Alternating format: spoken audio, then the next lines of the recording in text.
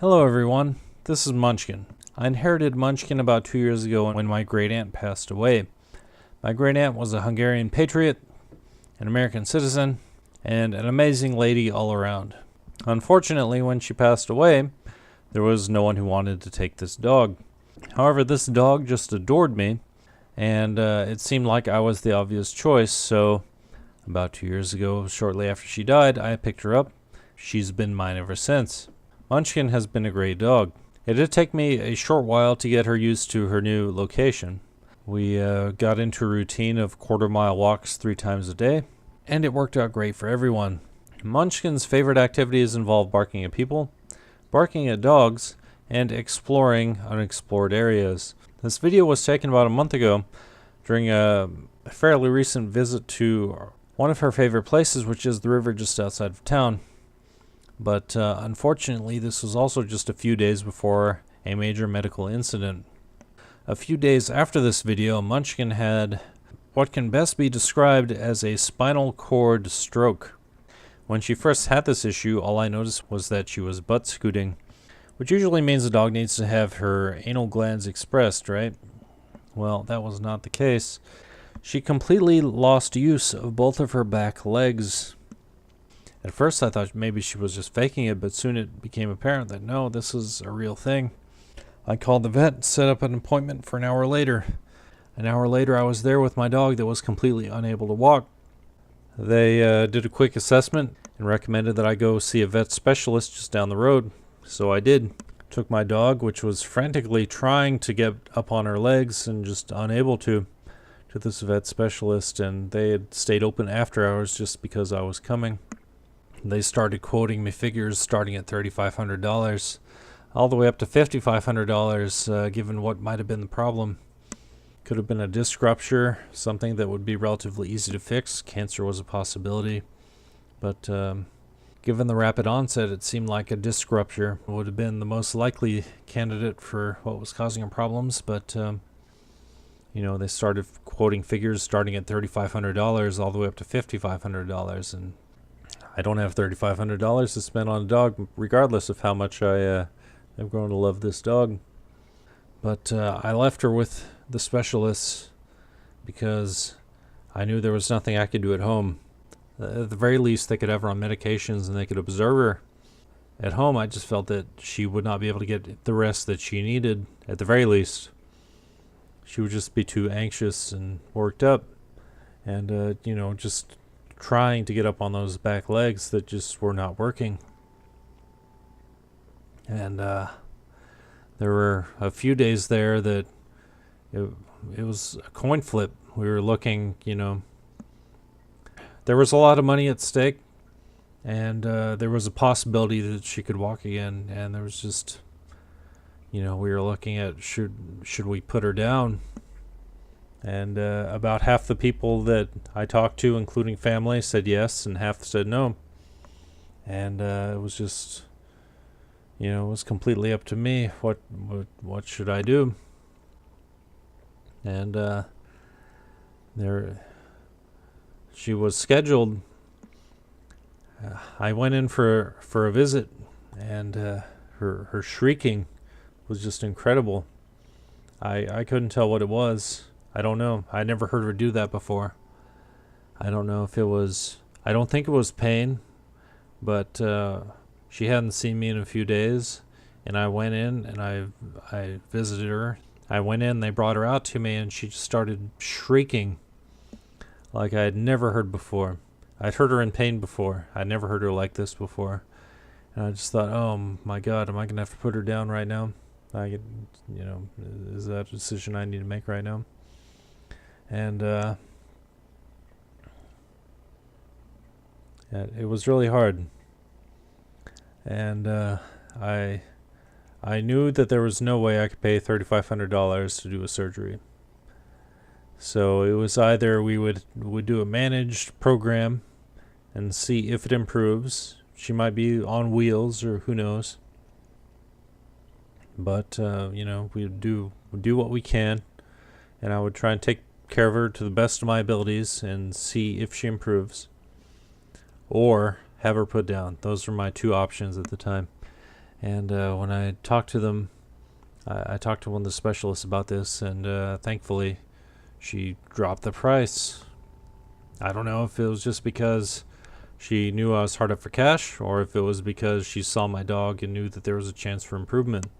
But anyway, they dropped the price, everything included, to $2,000. $2,000 is a shitload of money, but it's just on the verge of being doable.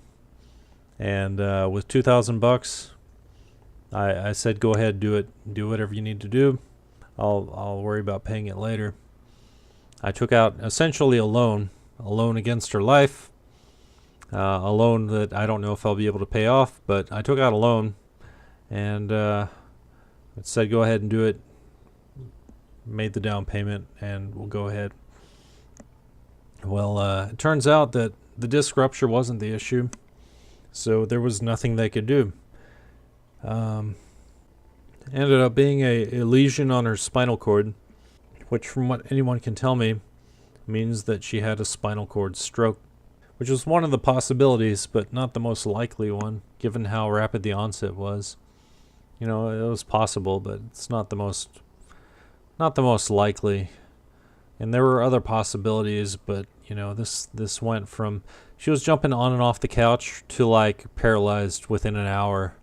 And in that intervening hour, I just don't know where she went.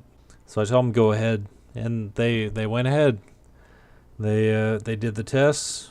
They even did an MRI, and what they found out was that this dog was inoperable. The issue was not a disc issue. What she has is a BB-sized lesion on her spinal cord, which might have been a stroke, might have been something else, but given how rapid the onset was, it seems very likely that it was due to a stroke. So basically, I took out a loan, paid a lot of money to find out that there was absolutely nothing I could do for this dog. I picked her up a few days later, and she was happy to go home. It took her a long time to get adjusted to her new life, you know. Before, she was jumping on and off the couch, she was running around. You know, we played games where we played a lot of games where she was running around and stuff, and that was just out the window. But you know, at first it was kind of hard. I'd never done so much laundry before in my life because I had to put towels down everywhere because I never knew where she was going to pee. And it's just the dumbest thing to say, but you know, I had to cover everything in towels. My bed, the couch, the floor, everywhere that she wanted to go. She wanted to go on the couch, I put her on the couch, and then she'd pee everywhere. So I'd do some laundry. And I ended up coating everything in plastic just to try and mitigate the stench. And it was rough. It was really bad for a couple days there. But we started going back, and we went back for, she has scheduled physical therapy. We went back, and over time she's gotten better, and she's regained use of one of her legs that originally they said would come back with a 90% chance, assuming surgery. Ended up coming back on its own. She now walks on it. The other leg, which has no deep pain at this point, is still just a dead leg, but has a little bit of muscle tension in it, and I'm happy that it's got that much at least. I don't know if she has any sensation in it at all. She might not, but it's going to take time regardless. But what's happened in the past couple weeks has just been incredible, because when I brought her home, she was able to butt scoot. She had one leg that was rigid out in front of her, and she used it to prop herself up, and she scooted using her two front legs to pull her along. And over time, she's gotten to actually use that back leg, the one that was rigid, and she's able to stand up on it. She's now a three-legged hobbling dog, which is just so much better than it was. I can't even describe. But, you know, before she was peeing everywhere, just every time she got excited, which was always, she would just pee. but now she's relearned some basic potty training, and 9 times out of 10 I can get her outside before she pees everywhere. And if she doesn't, it's not a huge deal. I can clean up after her, but it's not like it was before with the towels everywhere. So that's a huge improvement.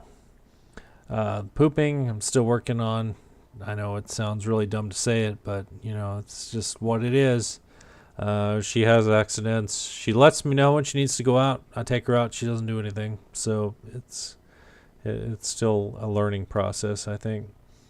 But every day she's able to walk further. I take her outside and she hobbles along on 3 legs, but she's not a slow dog. She gets going wherever she wants to go. When she wants to go somewhere, she gets going. And this medical issue she had, whatever it was, like I said, that video was taken a month ago, and I've been talking with a lot of people, and I've been talking about, do I need to have this dog put down? And I said, at the very least, I'm going to take this dog out to the river because that's her favorite spot. And I could see her improving every day, and I could see she was, making just a huge difference every day. But I've been putting it off just because the logistics of it were just a little bit out there, especially when she was just, scooting along. But now, within the last 3 days, she's reliably walking. She walks. Before, she walked every once in a while. It's like when she got up on accident, she would accidentally get up on that back leg, and she would walk for like a step or two. But now, she's reliably walking, and that's how she gets around. And she's gotten used to it. That other back leg is just kind of there. I don't know if she's ever going to get use of it back again. It doesn't really matter at this point, but the fact is she's walking, and she's getting back to her old ways, and I think that's a huge deal. So I took her out to the river today, and this was my Thanksgiving. I've got family about 1,000 miles away, roughly. I didn't really feel like driving 12 hours just to have dinner, just to have some turkey. That's really not my thing. But I thought, it's Thanksgiving. I even got some invitations from friends. They were like, hey, come over, we're having some turkey, whatever. It's like, yeah, I really appreciate the offer. But, the one thing I'm thankful for right now is this goddamn dog. And we're going to go have a good time at the river because she gets really upset when I leave her alone now. Even more so since I left her at the vet for essentially a week just on meds and, trying to see if she would improve at all before I brought her home. And she was very upset at the time. But I just did not want to leave her alone. And I was like, this dog, as stupid as it sounds, this dog is what I'm thankful for right now. So I'm going to take her out to the river. We're going to have a good time. She's going to go exploring. And I'm going to have a few drinks. And we're going to have a good time. And that's exactly what we did today. And she is just worn out now. Just sitting on my lap. She had her bath. And she's just conked out. And, I love seeing her. I love to see her happy. And if I have to, it's a short drive to the river. And we had it all to ourselves. So played some music, had a few drinks, and she got to run around. And it was a great time. So that's what I'm thankful for. And hope you had a good time with the family. And happy Thanksgiving to you too as well. And I guess that's about it. Just want to fill you in for anyone who's curious about what's going on with my dog right now. But yeah, so have a good one, and thanks for watching.